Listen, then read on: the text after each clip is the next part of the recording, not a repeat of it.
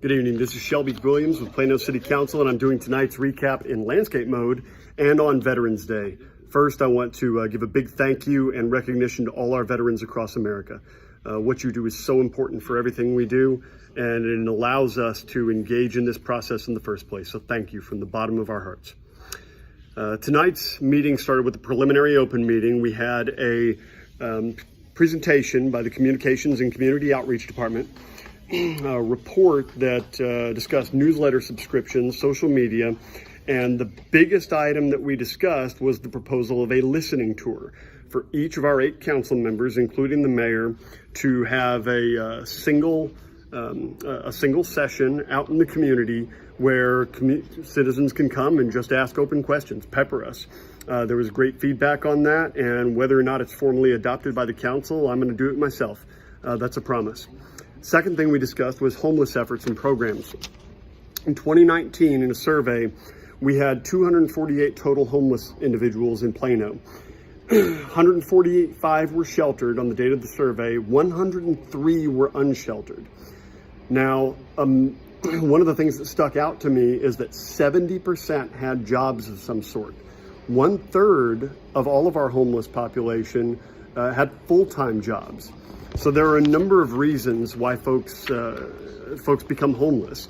Mental illness affects many, addiction affects others, sometimes both, but there are a number of people who were living paycheck to paycheck and just fell off the precipice. And once you're there, as Councilman Rick Grady pointed out, it is nearly impossible to get out. So the city of Plano has a number of fantastic programs to enable those who are homeless to climb out of it, not just providing emergency shelter and food, but actually connecting them with services, not just giving them a list and saying good luck, but making the actual connection to services that can make a real difference in their life. And then perhaps most importantly, preventing homelessness in the first place. So important. Then we moved on to our regular meeting. We proclaimed today to be Veterans Day in Plano.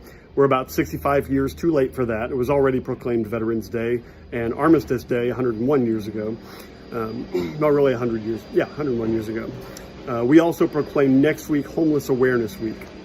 Now we moved into the nitty-gritty.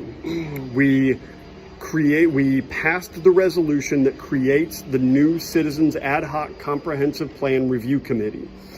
After much negotiation and discussion on the dais, we ended with an agreement that anything that is passed by 75% of the 16 members of the ad hoc committee, and then by a simple majority of planning and zoning, would come before council for consideration.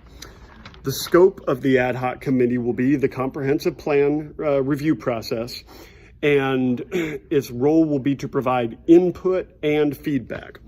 The ad hoc committee will not be creating the plan, it will be heavily informing the plan. Providing input, listening to citizens. It is really meant to reflect the will of the community.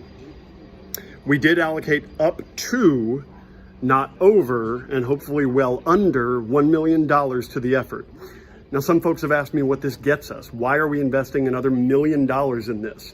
The answer is objectivity. The current comprehensive plan, Plano Tomorrow, has caused such a deep division in our community. We need, as we move forward to a new comprehensive plan, which is going to carry us to the year 2050, objectivity. We need somebody who does not already have a preconceived notion of what this city is supposed to look like, guiding the process.